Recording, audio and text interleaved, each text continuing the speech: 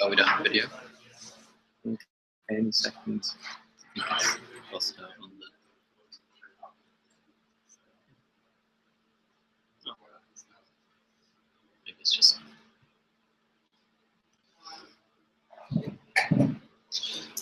So are we, is Periscope working, I think? Ah, we have. Okay, we'll hang out, we're live, fantastic. So welcome to Iceland. We're in Reykjavik and the Buffer team is all working together on one of our retreats.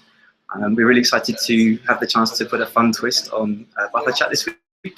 And along with the regular questions that we'll be sending out and the conversations we'll be having, we have a chance to have some live chat and answer some of those questions in parallel with some of the Buffer team. Just as we settle in and get ourselves together, I'd like to introduce Joel. If you're not aware of who Joel is, this is one of the founders of Buffer, and he's going to let us know a bit about what we're up to this week. Fun times. Yeah, it's going to be a good one. Excited to be on the Bufferchat for once. Yeah, we've been here in Iceland, most of us since like early in the weekend. Some of us arrived a few days or even a week before, just to settle in and things. So yeah, it's been a lot of fun. We've done some activities at the weekend. I went rafting and jumped off a 9-meter cliff into some very cold water. Really fun. And yeah, there's been some really cool things going on. It's absolutely a really beautiful city, and we're all having a lot of fun here. There's some fantastic places to see and some nice food that we tried and enjoyed. Yeah. Yeah, and retreats where we get the whole team together for a whole week or just over a week, so we can, all. It's interesting because as being a fully distributed team spread all across the world and working remotely normally, and also the pace that we're growing right now, there's a lot of new people that end up joining the team between each retreat, which we do about every 5 or 6 months. So yeah, it's a lot of fun. I'm not sure exactly how many people in the team are kind of, it's their first retreat this time. It's probably a good half a dozen maybe. Yeah, maybe. Yeah. We have a lot of things in place to work as a distributed team. We have video chats and syncs on a regular basis, and they all work really well. But there's something slightly special about a retreat when we get to spend time in 3 dimensions in real life. Yeah. We actually get to see each other's elbows, which you can't see right now, but here's mine. We have knees and everything. Cool. Fantastic. So question 1 that we have lined up and going out on Twitter just now is, how did you get to know and experience Bufferchat?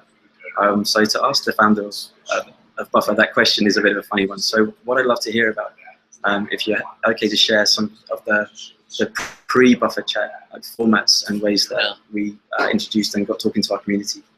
Yeah, it's been really exciting to kind of do the Bufferchat and really having it really build up to be this regular thing, and so many people being part of it now. Because I think it's one of these things where we experimented with it in the past, and so for example, actually Leo would be better to speak on this than me, but I can share that we did actually have a Twitter chat previously. It was called Tools Chat, and it was maybe part of the idea of like trying to be part of the community and have those conversations. And in a way, it was part of like our growth and traction strategy early on, because in a way we called it Tools Chat, because we thought, oh, it'll be great if we can help the community to learn about all the different amazing tools that are around social media. Then every so often maybe Buffer comes up as one of those tools, and we can talk about that as well, and people will say what they like about Buffer, or we can learn about what we should improve and things. So yeah, so Leo did Tools Chat for quite a long time, maybe for a year or so, and then I think as we started growing, we like a lot of other things came up, and I think that slipped away, and then yeah, when Nicole joined, became part of Buffer and really helped us to crank up the community work that we've kind of done. I think it's been really fun to kick off Bufferchat, and now it's like a solid thing. And it's so much fun to see all the tweets every week. I'm not so sure how many people maybe have experience in their first Bufferchat this week, but the format that we sort of settled on is to have a chat at this time every week. This is a bit special with the video, a bit different and a bit fun, and we're kind of experimenting with this, so maybe we'll grow this into something that we can do in different ways in the future. We're also on Periscope right now, so another way to see us. How's the Periscope going? Yeah, we're getting some love. Thank you very much for that. That's really appreciated. If you want to ask us anything, we can. Yeah, we've got that here too, so we can keep an eye out for any questions that come up.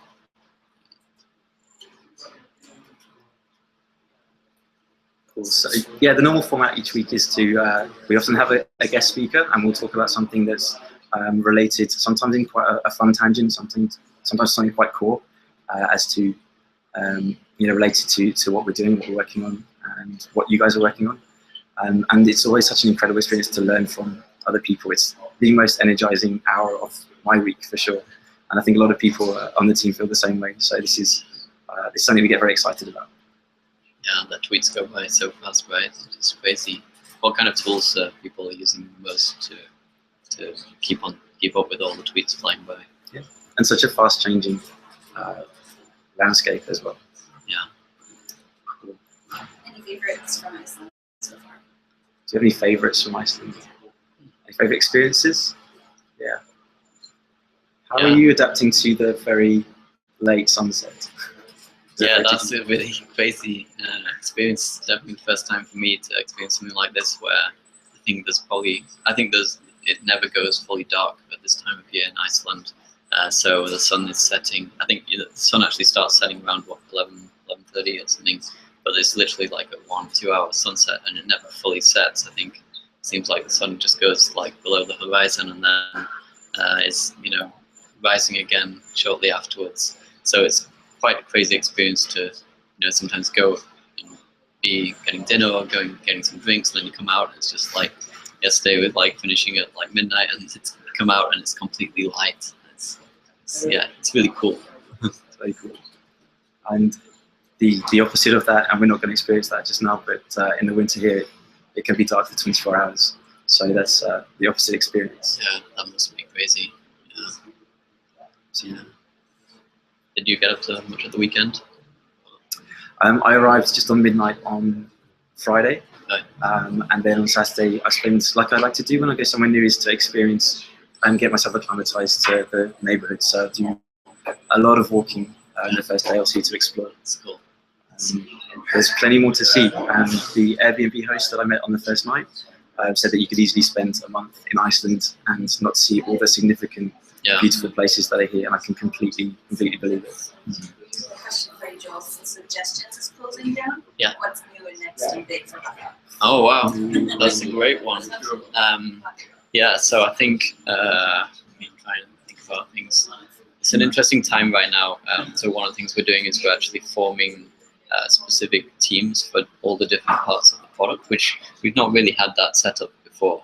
So that's why, in a way, it's a little bit harder to say what might be coming, because now it's really multiple different teams. But the cool thing is that I think we're going to start moving a lot faster with all of these things. So like one thing to definitely share is, I think Suggestions is part of one of many experiments where we try let's try and provide more value, see what's like a new thing that's going on, a new problem that is popping up in social media, and I think Suggestions was one of those. And another example is Pablo, our image creation tool, where you can create like these perfectly sized images for Twitter and Facebook and different social media. And the cool thing is, so in a way, Suggestions was a little bit of an experiment. Pablo was bit of an experiment, and Pablo has been a huge success and has found a perfect fit. A lot of people using that regularly now.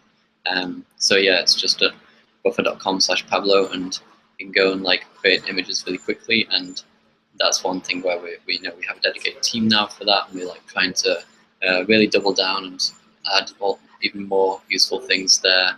So we have a whole new version of Pablo that we've kind of come up with, and we've mocked up, and we're ready to get moving with. And so hopefully in the next a few weeks or next month, that's going to be available and hopefully be really useful and really fun to use. Yeah, cool.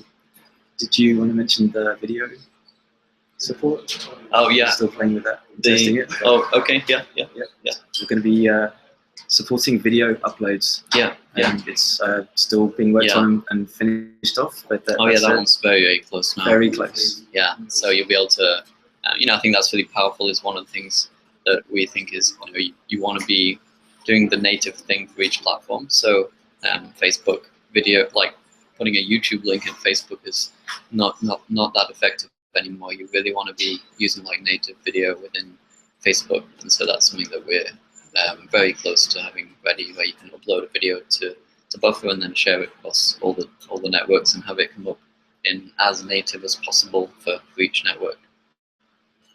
Fantastic. That's awesome. How do you pick the locations for retreats? That's fun. Yeah. So we do a vote.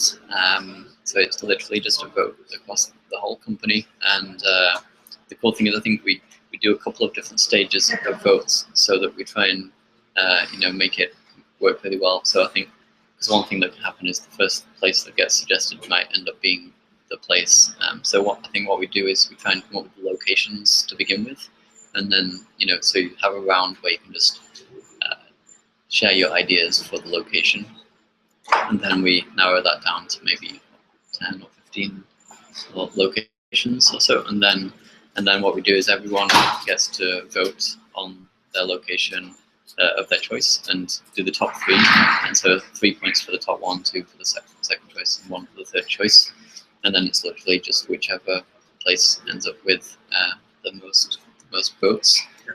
It does seem to have been following some kind of a trend where we go from one continent to another. So this is the 6th Buffer retreat. We've done San Francisco and Lake Tahoe, Thailand, Cape Town, New York, Sydney, and now we're here. So we've kind of done, many of the different continents. So it seems like with that trend, maybe South America might be on the cards, kind of the one that we all gravitate towards, the next one. And any South America suggestions or recommendations would be very gratefully received. Yeah, absolutely.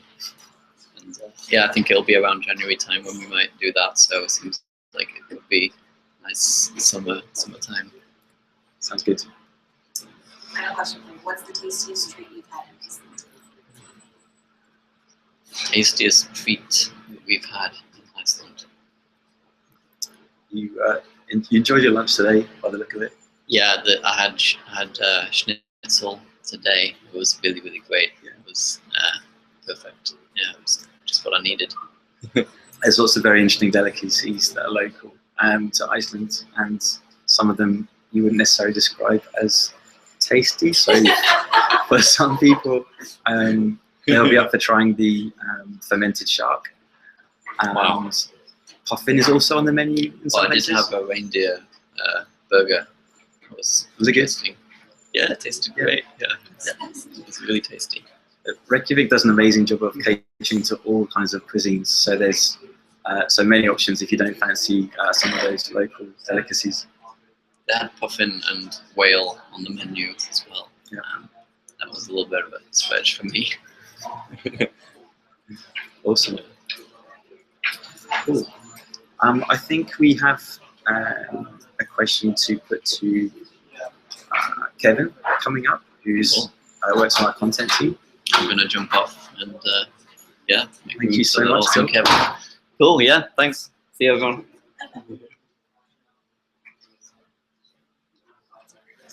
Hey Kevin, hey Dave. Welcome to Bufferchat.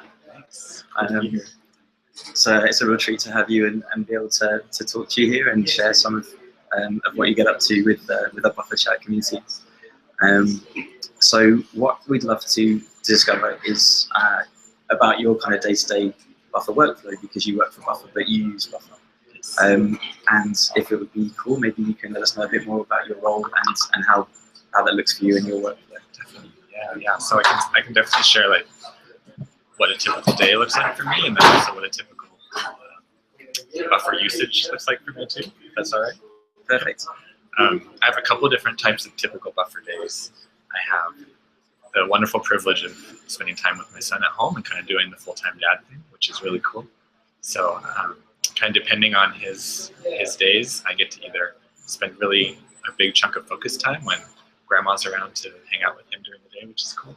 So I'll start my day at 5:30 and work in a big chunk until about 1 or 2, and get a lot of good stuff done there, a lot of good writing on those days. And yeah, then just pop in and out during the afternoon and evening when things warrant. So that's one way. And another way is kind of breaking my day into chunks so I can spend some meaningful time with my son during the day. So I'll start at 5:30, do a little bit in the morning, do a little bit at noon when he's sleeping, do a little bit in the afternoon when mom gets home from work, and then do a little bit again in the evening. So yeah, it's kind of some nice variety to the week, which is really cool. I think from whenever I've spoken to you about how you manage your work day, and the fact that you work from home and have that quality time with your family is very special and very taken care of, and the balance is very natural but works really well for you, right? It does. Yeah. The productivity is there, but the quality of being at home is also very well managed. It's very inspiring. Definitely, yeah. And then retreats are so different too, because there's never around this many people at the same time, this many wonderful people at the same time. And then also kind of just having that time to like fully focus on work is a bit different too. So yeah, just really grateful for the variety of experiences I get to have and call it all work at the same time. So, yeah. And then in terms of buffer usage, is that cool to talk about? Yeah, please. Yeah, I have a few different things that I like to do. Maybe from like the general one, when I find some cool stuff that I'm reading online, I'll just grab the buffer extension and pop it right into my buffer. I don't know about you all, but I'm a big right clicker. I think some folks are really good with the keyboard shortcut. Which one are you? Right click. Yeah. I think we're doing some product development on that maybe, so maybe we'll have some different ways of going about it. Yeah, I'm a big right clicker, so I'll right click an image and go down to share as image and pop it into my queue. That's one way of going about it. I like to automate a lot of things. So I find that when I find an article, I'll throw it into my pocket and then just do a big pocket crash once a week or every couple of weeks. And I have an IFT recipe that's set up so that it goes from favoriting in pocket into buffer with an image. So just when I crash through my pocket, I'll have like a week's worth of content to share the next week, which is pretty sweet. That sounds really smart. Love automation. Yes. And then maybe my last method is, I guess one of our big tips at Buffer is to feel comfortable sharing the same piece of content more than once and to share it in multiple times in multiple ways and kind of extend the life of that content. So through Buffer, I'm able to see which tweets and which posts get the best traction and the best response from people. So I'll export all of those into a spreadsheet, change little bits and pieces here, and then there's a really cool tool that someone has built. It's separate from Buffer, but I enjoy using it, called bulk Buffer.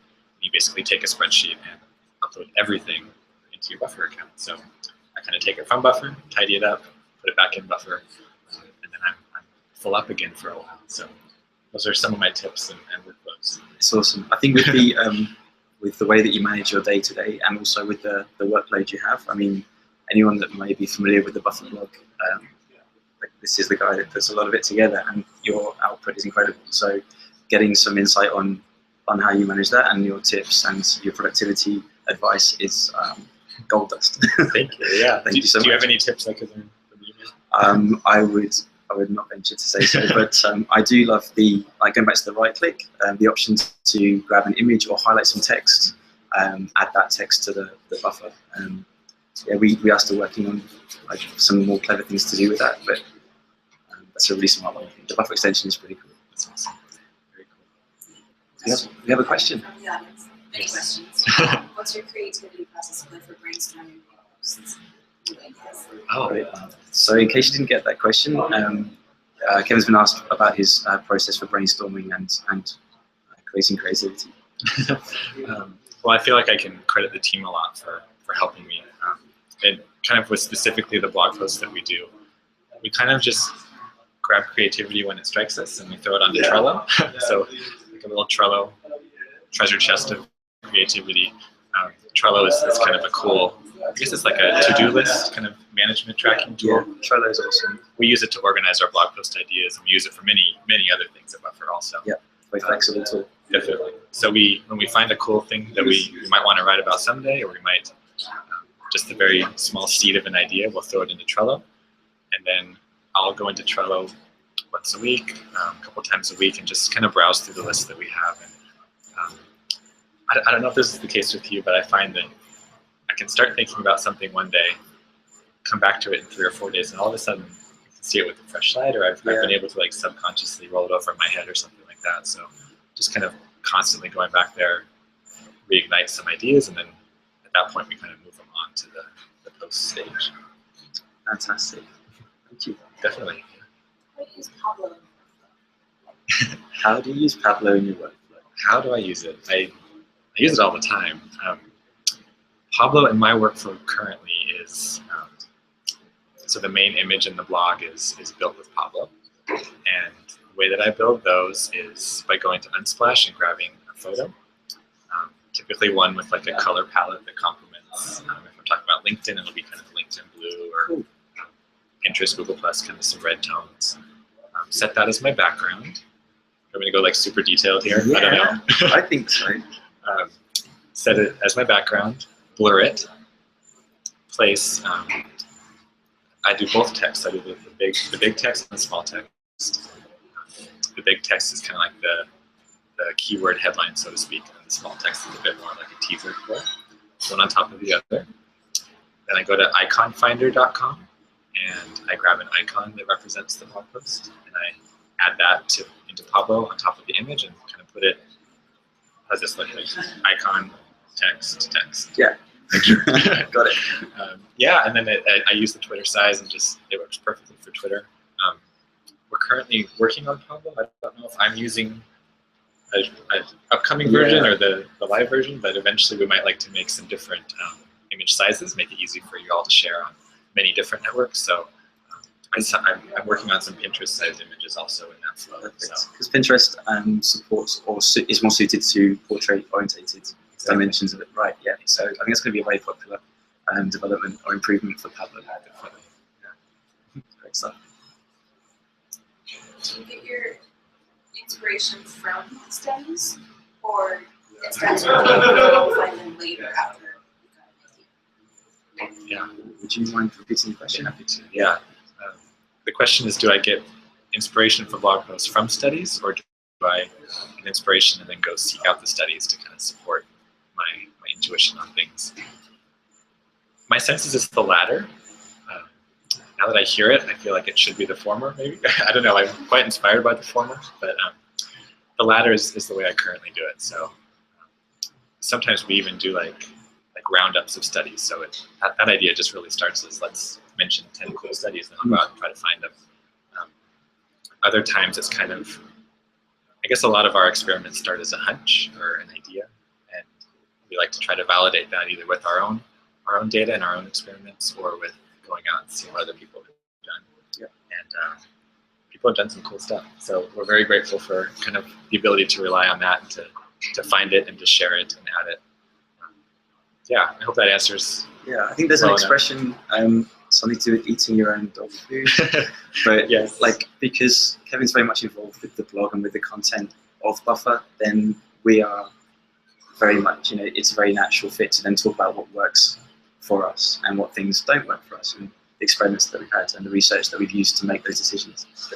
So then that then feeds into a cycle of content, and also to go back and update that, because things are changing very quickly, and I love that you go back and update and add new studies and tweak those articles so they don't go too stale. That's really cool. Yeah, our best. It's really helpful from a content perspective to be able to have a piece of content that is based on timeliness that you can then go back every year, every 6 months, and actually update it. Kind of a new blog post, right? So that definitely does feed itself. Perfect. Yeah.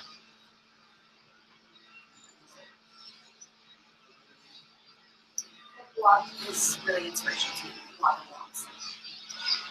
What blogs are inspirational to me? I'm kind of curious to hear your answer today. If I can ask you after. Yeah, cool. Sorry to put you on this. Going to be yours, probably. Your writing. But Yeah. I love blogs, so if y'all want to add your own to the chat here, that'd Love be to hear really that. cool to hear. I'm always out for new blogs to read. One that I really enjoy is called copyhackers.com. It's written by a woman named Joanna Weed, and she is just a magician with words, and it's so fun to read the way that she expresses her ideas. Not only on the blog, if you subscribe to the blog, she'll email you with new blog posts and things that she has going on. And the emails are just such a joy too. I think I've learned a lot about, I guess, the many different ways that you can approach marketing, copy, different things like that. I think her approach is very personal and very intimate to a certain degree, where you feel like she's talking just to you, which is a wonderful thing to achieve with your writing. So she's definitely one of my favorites. I love the cool insights from the Moz blog. I think that's one that we all here on the team think quite highly of. Neil Patel's blog at Quicksprout is one that I like. Copy Blogger is one that I like. Unbounce, Wistia's blog.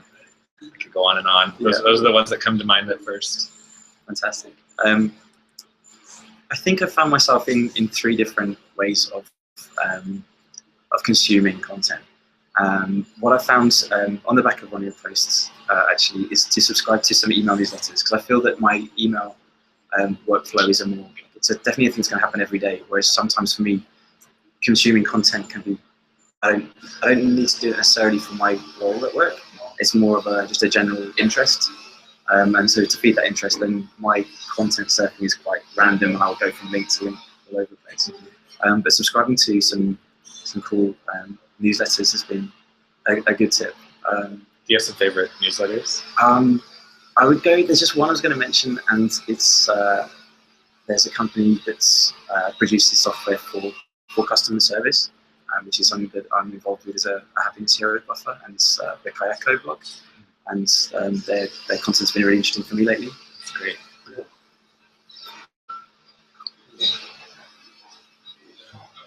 Any content initiatives or channels that are underway that you want to talk about? Any new content initiatives that I want to talk about? Yeah, we're doing some cool stuff. It's kind of fun to be able to talk about it. Courtney and I have been talking a lot about it here on Retreat.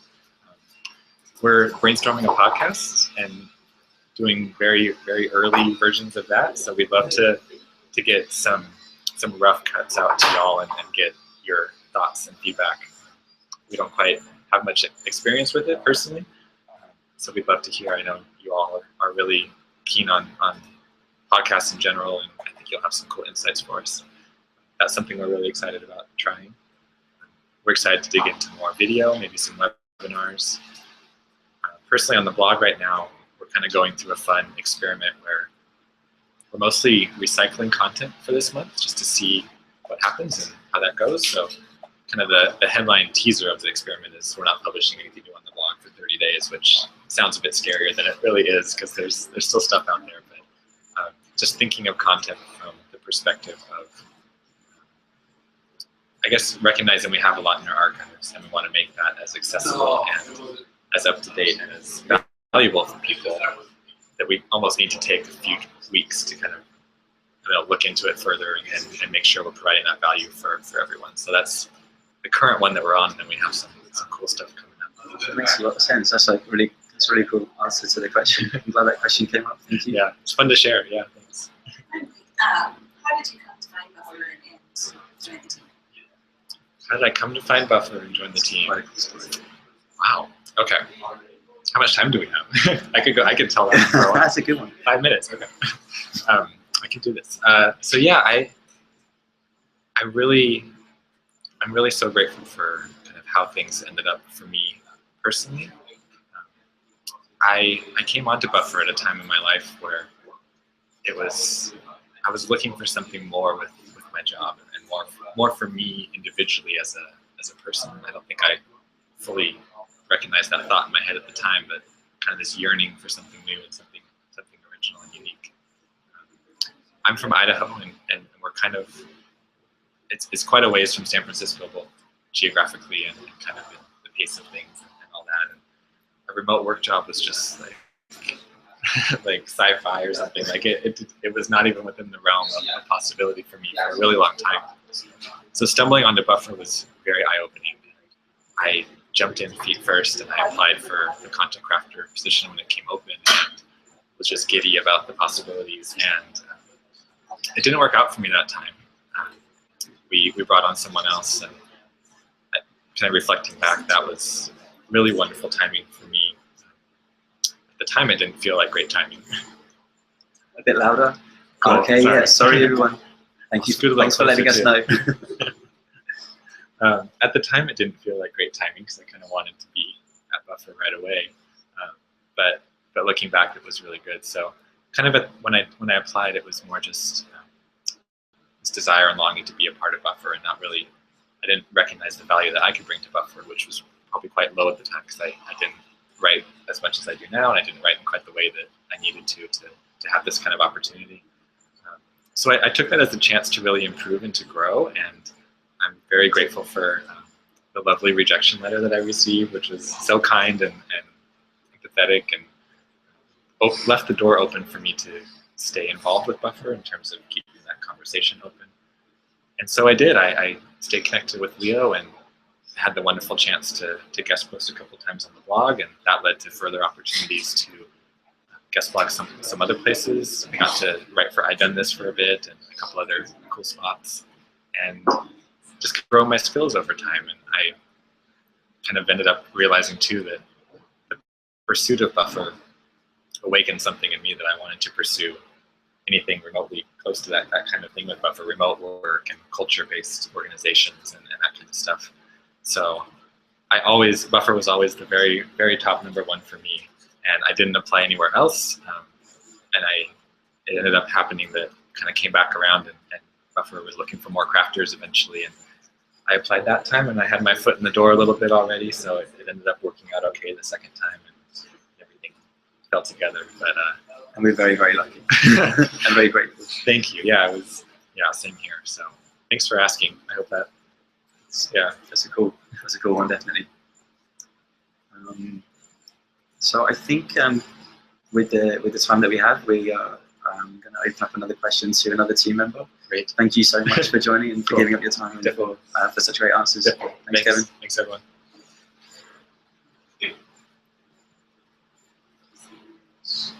That was a lovely story.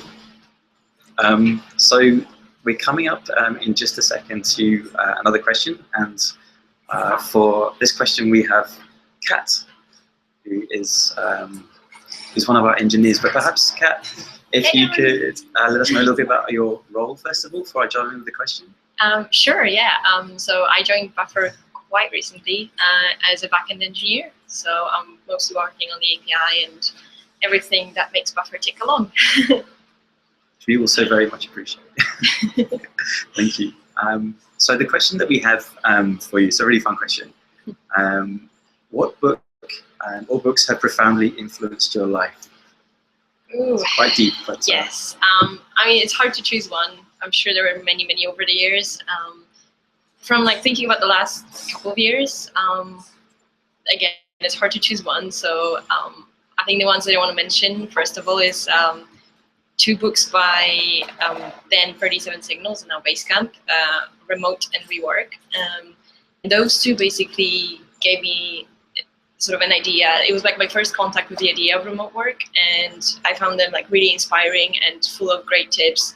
I mean, Rework just gave me lots of great tips for, making new habits, working better, working smarter.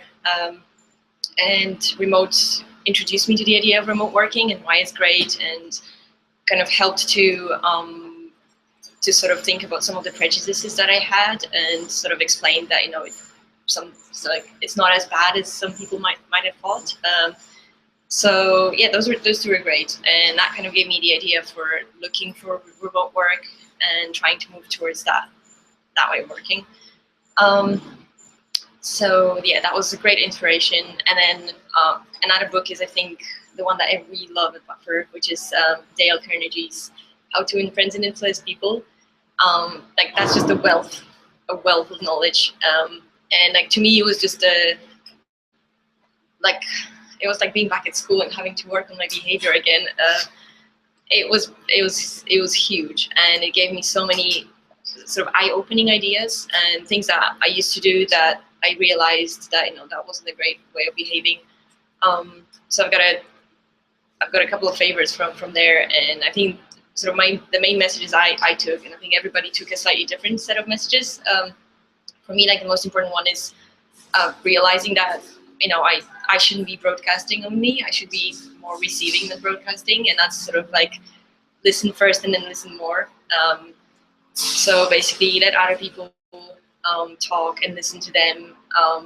Like following from that is trying to put yourself in other people's shoes, and something that I never thought about that this made me think about, that if somebody, especially in like a conflict situation or something, if somebody says something that is not nice or rude or something, rather than like instinctively reacting with the same, like it sort of made me sort of think, and made me realize that I should think why they said this and what made them say these things or what made them feel unhappy. And I think that's just changed my life, like, because that usually leads to me discovering that I've done something bad or something is not great.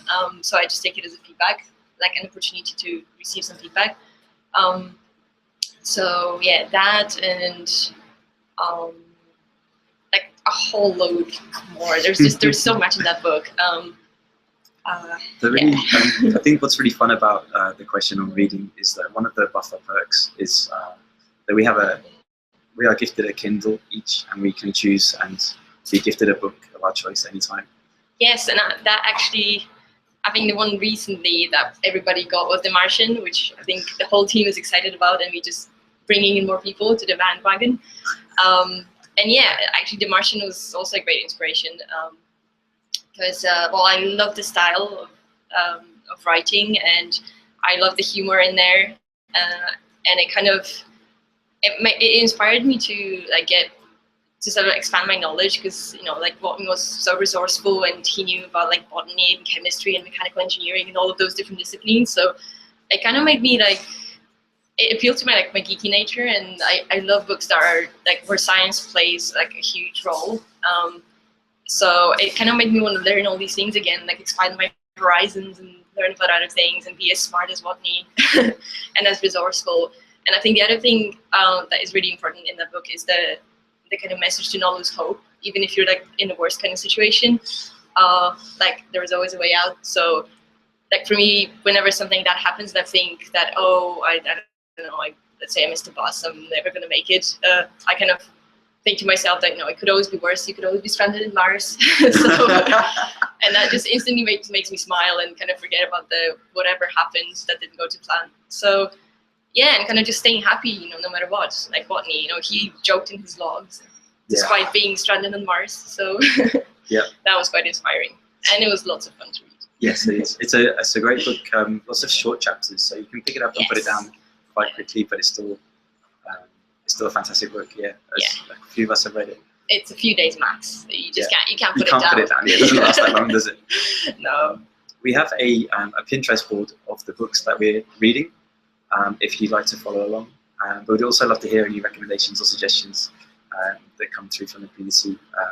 Science fiction, productivity. Yeah. I think it's actually great because we share everything that we read in a team. Like in HipChat, every time somebody gets a book through the Buffer books, we all sort of know what somebody ordered. And I think that's great because we have such a big range within the team. Like people sort of read so many different like genres and kinds of books that it's actually a great inspiration, because sometimes like I see something. That's how I discovered The Martian. Like I just saw so many people requested that I was like, oh, what is this about? Like, what is this fast about? So it's actually a great way, like if you sort of share it in a company, it's a great way to sort of get inspired and actually try something that you've never tried or authors you've never heard about. And so yeah, that's what I love about Buffer.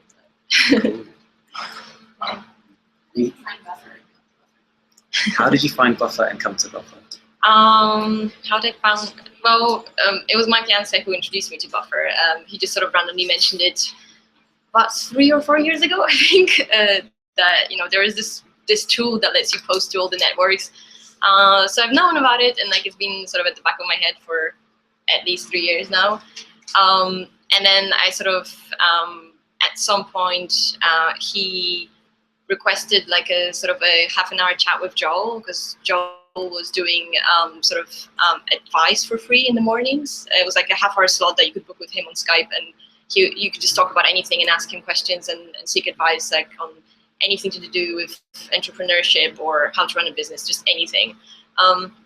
So Phil, my fiance, he did that with Joel. So that's kind of how I discovered Joel, and then from then kind of his blog and the Buffer blog, and it kind of all fell from there.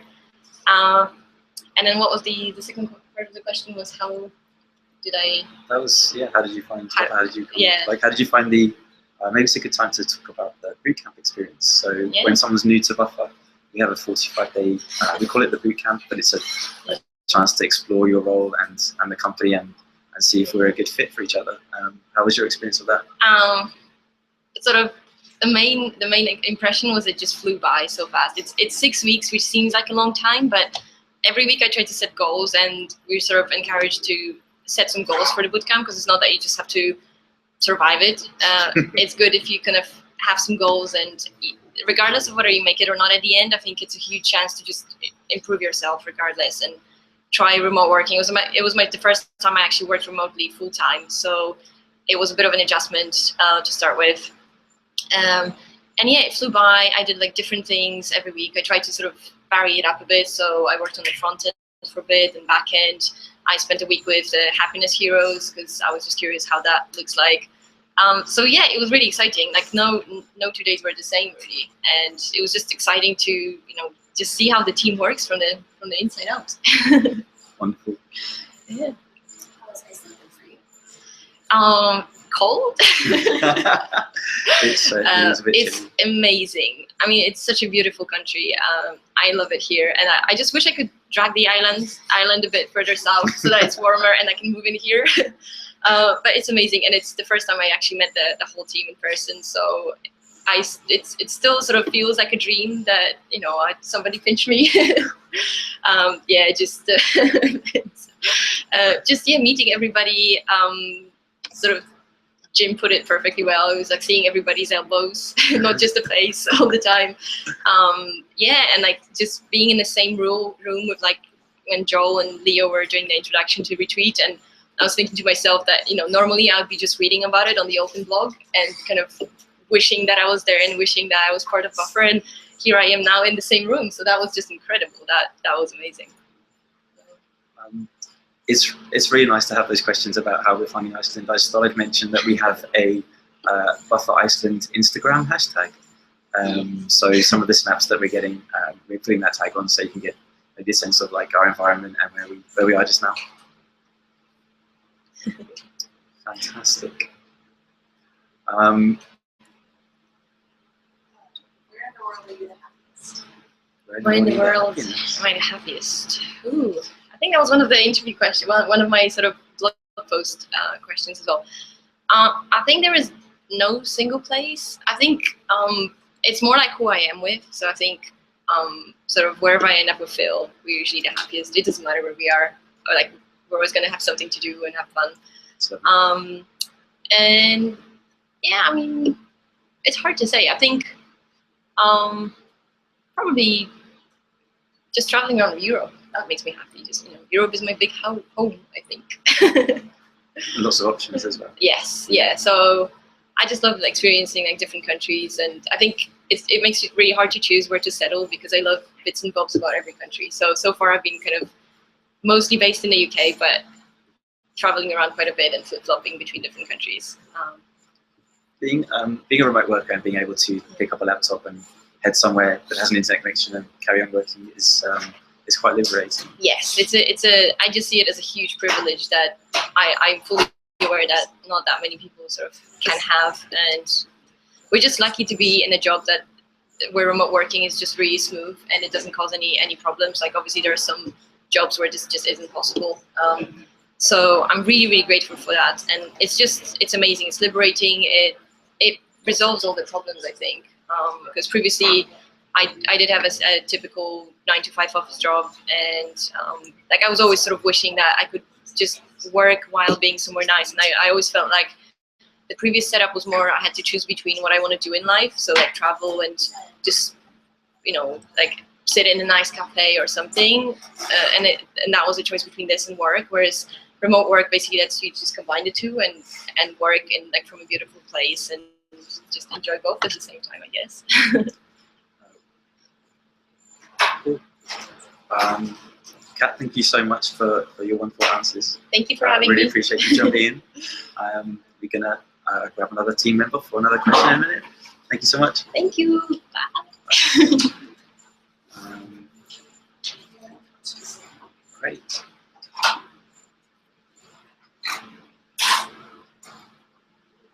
We get to get Kevin back.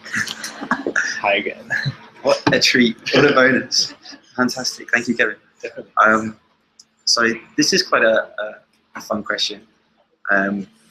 And it can go quite deep, and it's going to maybe affect different people. Different people have different answers to this one for sure. What is one memorable lesson you've learned from your co-workers? It's a really cool question. It is a cool question, yeah. Something that comes to mind at first is a very light answer, but like my emoji game has gone way up. Like since I was hanging out with everyone, everyone is so quick on those. It's amazing. We love passing emojis back and forth in HipChat and Facebook Messenger, kind of all the ways that we communicate when we're at retreat and when we're online. So I've learned a lot about emojis. Your emoji game is on point. Not quite yet, but it's good. It's good. By the end of the week, maybe, Yeah. if it needs any help. Yeah. Yeah, and then I guess a couple other things come to mind too.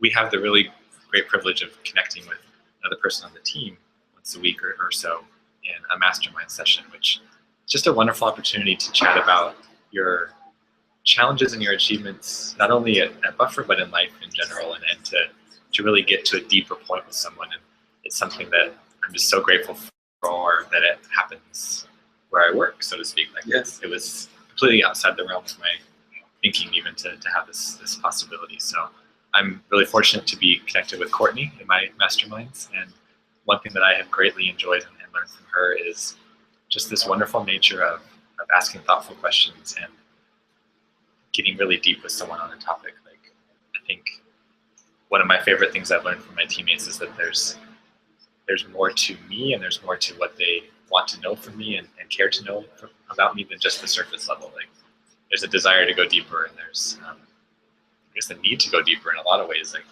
we're all just kind of that mind where we want to know how people are really doing, and in order to find that out, we ask questions, and we sit and we listen, and we make that time to reflect with each other. So that's a big one. That's a fantastic one. I think for a remote team that doesn't have the opportunity for any sort of water cooler type moments when we would just have a chat, a casual chat, even like a very superficial level. Not only do we kind of make a point of creating those moments, but we make them so intentional that we set a scheduled time for each week, and we explore quite deeply those challenges, achievements, personal and work related. And it really becomes quite a special connection to another person in the team. Yeah, and I think I've personally improved at that, just being around that culture of it. I listen deeper. I can think of questions a little easier, kind of following the examples of others and the way that they ask. Yeah, it just feels like a really great growth area for me personally, and both in learning how to do it and then getting the chance to share and reflect. So that's one thing. Can I share another? Love to. Thank you. Yeah, it's kind of this idea. I think I've mentioned it to a couple of teammates here, but I like to learn a lot about parenting and kids. And I had the chance to go to this class that taught us some really cool stuff. And one of the things they mentioned was this idea of a cohesive family. And a cohesive family takes three qualities: respect for one another, trust, and words of affirmation. And kind of in reflecting on that and noticing that, I think it's very true of families. I think it's very true of friends and workplaces. And in noticing those, I noticed that was not something I had in my previous job, and it's something I have kind of in spades here at Buffer. Just like those specific areas in particular really resonate with me and kind of to answer the question, like what I've learned from teammates is the value of that respect and trust and affirmation. I think it's really led to our team being quite cohesive, even though we work remotely and hang out every 5 months together or so. I feel closer to you all than appeal to some folks who live right close geographically. Yeah. I think. And that would be for maybe just spending time physically together in the same location for 2 weeks out of a year. The experience that I've shared is that for the first 2 or 3 minutes is very like odd and new to see someone that you might not have met before in person, but that really quickly fades away. Yes, it's kind of like kindred spirits almost. Yeah, Yeah. there's definitely a connection there. Awesome. Do you have an answer for that one, Dave? Sorry, I keep bouncing No, back to you. I don't know if you were expecting that. No, it's a really good one. Like in the same way, I get a chance to learn from a lot of very incredibly talented and wonderful people. Yeah. I've learned also about how to be quite creative with emojis and also animated GIFs. Yes. And I've learned some line dancing moves as well from Carolyn when we get together. She's introduced as many people as possible to country music, and Cotton Eye Joe's my favourite so far. That's a great one. Thank you. We also have another team member to answer the same question, so thanks again for bouncing back in. Definitely. Cheers, Kevin. Hey, Neil. Hello, hello. Neil, welcome to Bufferchat. Thank you for jumping in. Yeah, really of course. appreciate it. Would you mind letting us know a bit about your role at Buffer before we begin with the question? Sure. Yeah, I'm Neil, and I'm a front-end developer. So I work mostly on the dashboard. So all the buttons and things there, the timeline and things like that. That's where I make my magic. Yeah. Awesome. Where, I think you understated your role a little bit. I'll let you up. So what would you say, if I asked you, what was your memorable lesson you've learned from co-workers? Yeah, I was reflecting on that one a little bit, and it's a bit of an interesting answer. It's a bit of a deeper question. I remember we shared some of our personal stories back in New York at the retreat, and a team member, Mike, he told us his personal story about where he came from, and he had a story where he was assaulted in Barcelona a year or two ago, and he was just reflecting on that, and he said, so we asked him, like, well, what happened to the guys? Like, were they caught? Were they taken to prison? And he said he went back afterwards, and he wanted to understand why they did, assaulted him, and wanted to forgive them. And that was a really important lesson, because I couldn't believe that someone who was assaulted would want to, try and understand why these attackers did that. And that was a very important lesson for me to always, try and flex my empathy a bit more to just beyond, all the good things in life, but also the bad things in life, and how that, affects me. And that's been a very important lesson. I didn't know it was possible. So, and there was someone who was doing it. So that was a very, very memorable lesson for me. Memorable. Take it to this day and think about that always. That's a really powerful one. Yeah. Personal stories is something that we take the time to do on a retreat. So we'll be in smaller groups and maybe just take some time to have lunch together and learn someone's background. Again, in a way that you might get to do a bit easier if you work in an office together or in a different environment on retreats. That's our time to get that learning. And yeah, there's some people here with some very inspiring, interesting backgrounds for sure. And did you know that Dave, he shared his personal story this week, and he used to be in forestry, which was a very interesting history that I didn't know. So it's always interesting things that you learn. Thank you. It's true. Yeah. It's a lot of fun. I think you have a question. Are there any buffer values you tend to reflect on and come back to the most? Cool. Yeah. So the question is, are there any buffer values that I come back to and reflect on the most? Yeah. I think the one that's been really standing out for me is show gratitude. Since joining the Buffer team, I think it's been incredible privilege and blessing to be part of something this amazing. And it really started a journey for me, understanding, like, how did I get to this place where I am today, and why am I one of these people that are so lucky? And I started doing a lot of research in privilege and gratitude and diversity and all those kinds of things, and that's the one and I keep trying to get back to say thanks, and also try and let other people have the same opportunities that I had, that I didn't necessarily even earn to start with. It was just there when I was born, and I reflect on that often to try and understand what this means, and it's not easy, but trying to work through it as often as possible and try and understand it. So show gratitude is definitely one that I really enjoy and also learn the most. So that's a fantastic answer. Thank you. Yeah. Yeah, so taking that value to a really good deep level. Nice one. So what was your favorite Iceland experience? Favorite Iceland experience? Oh goodness. So far. Yeah, so far. My girlfriend Saffron and I, we took the opportunity when we came to Iceland. So we can go all the way back from South Africa. So I'm from South Africa. So coming here has been, it's very far away. So we took the time to drive around the island and see a bit more of Iceland before the retreat started. So we went camping and around the island, rented a 4x4 and drove all around for 10 days. And one experience which is mind-blowing is I didn't even know it was possible, but you can do dog sledding on one of the glaciers. And we did that, and it was at midnight, so it was like a sunset dog sledding experience, which was just coming from South Africa. We didn't even get snow very often, and to do that with huskies running at midnight while the sun was setting was just the most surreal experience. So that was definitely on the top there. And we also did some things like looking at all the amazing fjords and doing some glacier walks. And part of Iceland is seeing everyone as well, the whole team. So that's definitely fun. It's always fun. Yeah, isn't it? It's a very beautiful country. Yeah, it's incredible. It's quite surreal. It's very otherworldly.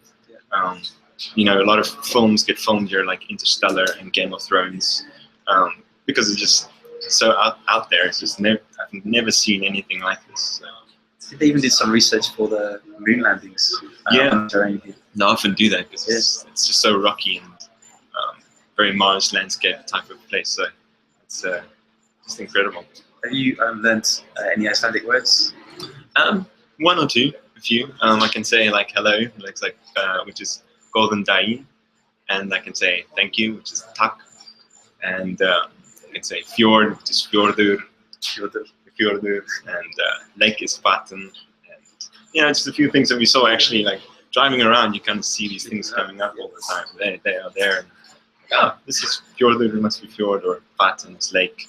So yeah, there were a few that I picked up along the way. Yeah, I think this may be the first retreat in a while we've been to a country where the native language isn't English. Right?